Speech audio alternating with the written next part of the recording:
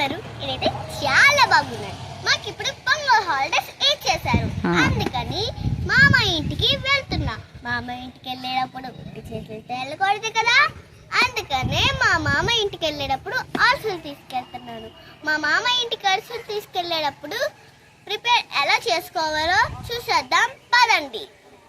అరిసెలు చేయటానికి నైట్ నానబెట్టిన బియ్యాన్ని పిండి చేసుకోవటం, నువ్వులు, బెల్లం, యాలకులు మరియు మంచి నూనె. ముందుగా గిన్నెలో కొంచెం వాటర్ పోసి బెల్లాన్ని పాకం పట్టాలి. ఆ పాకం ఉండపాకం వచ్చేంత వరకు తిప్పుతూ ఉండాలి.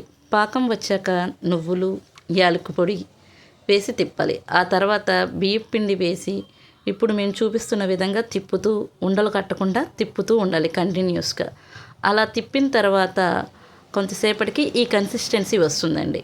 మనం గరిటె పైకి లేపినప్పుడు చూస్తున్నారు కదా, అలా ముద్దగా పడాలి. అలా పడితే మనకి పిండి తయారైపోయినట్టే.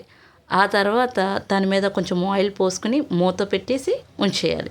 మనకు ఎంత కావాలో అంత మాత్రమే గిన్నెలోకి తీసుకుని పక్కన పెట్టాలి. తర్వాత పొయ్యి మీద మూకుడి పెట్టి దాంట్లో ఆయిల్ పోసి ఇలా తీసుకున్న పిండిని రౌండ్ బాల్లో చేసుకుని అప్పడంలో ఈ విధంగా నొక్కుని కాగిన ఆయిల్లో వేసి ఇలా అరిసెను ఎర్రగా రెండు వైపులా వేయించుకోవాలి.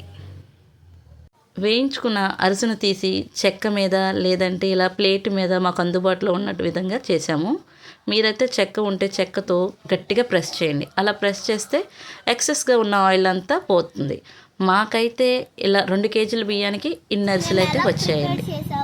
మా వీడియో మీకు నచ్చితే లైక్ చేయండి, షేర్ చేయండి, సబ్స్క్రైబ్ చేసుకోండి. బాయ్. Wish you